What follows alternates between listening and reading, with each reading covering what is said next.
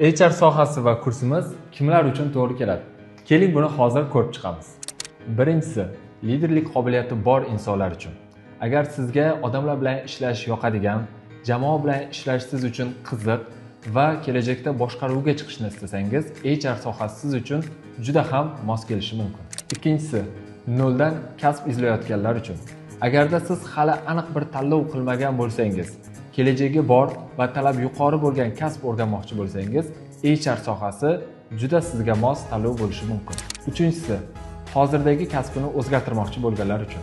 Agar hozirgi ishingiz sizni qoniqtirmayotgan bo'lsa, barcha kompaniyalarga kerak bo'ladigan va o'sish imkoniyati yuqori bo'ladigan yo'nalishni tanlamoqchi bo'lsangiz, HR sohasi siz uchun juda mos tanlov bo'lishi mumkin. Shu kunga qadar HR kursimizda 200 dan oshiq o'quvchilarimiz o'qib tamomlashdi. Ularning 95% to'liq ish bilan ta'minlandi va hozirda O'zbekistondagi eng yirik kompaniyalarda ishlashmoqda.